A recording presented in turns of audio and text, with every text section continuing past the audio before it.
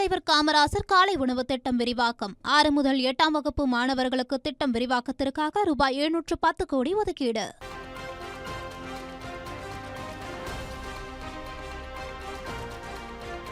நான்கு முறை சமரச தீர்வு மையத்தில் பேச்சுவார்த்தை நடந்த நிலையில் மரிய வில்சனின் மனு இன்று விசாரணைக்கு வந்திருக்கிறது. முக்கிய செய்தியாக பார்த்து வருகிறோம்.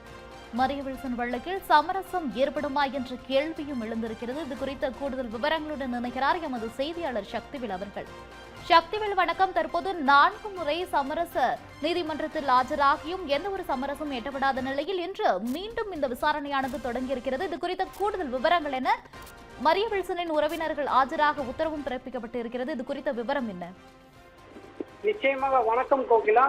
தமிழக நிதி அமைச்சர் மரியா வில்சனுக்கு எதிரான தாக்குதல் வழக்கின் புகாரதான அவரது சகோதரர் மனைவியை நாளை ஆஜராகும்படி சென்னை உயர்நீதிமன்றம் உத்தரவிட்டுள்ளது.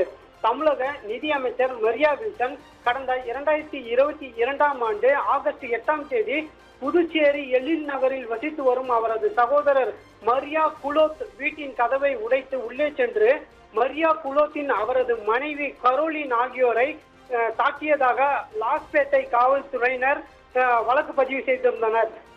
புதுச்சேரி குற்றவியல் நீதிமன்றத்தில் நிலுவையில் உள்ள இந்த வழக்கை ரத்து செய்ய கோரி அமைச்சர் மரியா வில்சன் தாக்கல் செய்த வழக்கில் சமரச தீர்வு மையத்தை அணுகி தீர்வு காண சென்னை உயர்நீதிமன்றம் உத்தரவிட்டிருந்தது.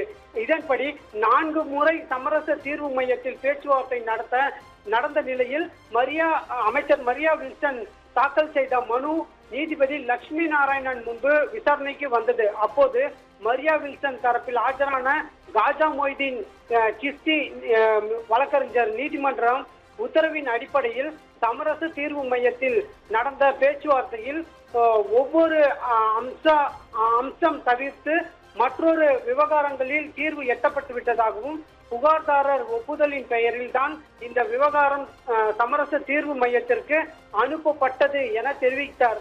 ஆனால் புகார்தாரர் தரப்பில் இரு தரப்பு பிரிவினரிடையே நடந்த சமரச பேச்சுவார்த்தையில் எந்த தீர்வும் எட்டப்படவில்லை என தெரிவிக்கப்பட்டது. இதையடுத்து நீதிபதி புகார்தாரரை நாளை ஆஜராகி அவர் தரப்பு விளக்கத்தை அளிக்க உத்தரவிட்டு விசாரணையை தள்ளி வைத்துள்ளனர். கோகிலா, தகவல்களுக்கு நன்றி சக்திவேல்.